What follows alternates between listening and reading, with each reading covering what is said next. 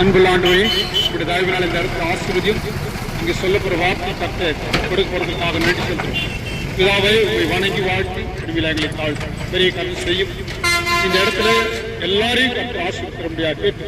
வானத்தின் உள்படுகிறாகி ஏற்று இஸ்லாத்தின் நல்ல பிதாவே. ஆமாம். யோவான் எழுதின சுவிசேஷம் 14:6 சொல்லுகிறது, நானே வழியும் நானே சத்தியமும் ஜீவனமாயிருக்கிறேன், என்னை இல்லாமல் ஒருவனும் பிதாவிடத்துல வரான் என்று சொல்லப்படுகிறது.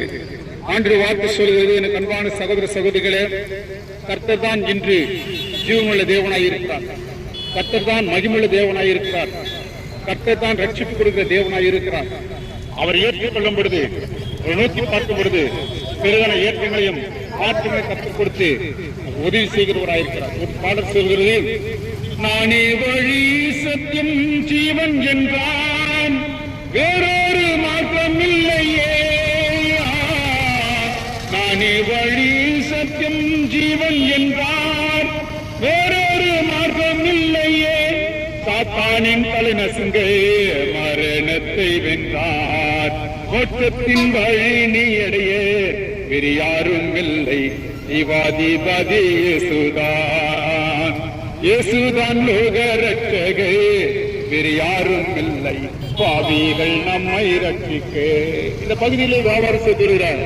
எனக்கு அன்பான சகோதர சகோதரிகளே, உங்கள் வியாபாரம் ஆசீர்வதிக்கப்பட வேண்டும் என்று சொன்னால் இந்த கர்த்தரை கொஞ்சம் நோக்கி பாருங்கள்.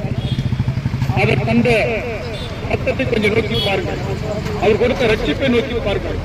இயேசு கிறிஸ்துவானவருக்கு நல்ல ரட்சிகராக, நல்ல மேய்ப்பராக, நல்ல போதகராக இருக்கிறார். அவர் நோக்கி பார்க்கும் பொழுது பெரிதான ஏற்றங்கள் மாற்றங்களை கற்றுக் கொடுத்து அவர் உதவி செய்கிறவராக.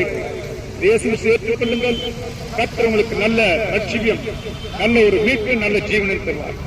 கர்த்தருடைய நாமத்தில் கனமும் மகிமுண்டார். கர்த்தர் பெரிய கருணை செய்யும். இந்த இடத்துல ஆண்டவர் ஆசீர்வதிப்பார். பெரிதான ரட்சிப்பு கற்றுக் கொடுத்து உதவி செய்வார். கர்த்தர் இந்த நேரத்தை கொடுத்த தேவனுக்கு நன்றி செலுத்துவோம். ஆமென்.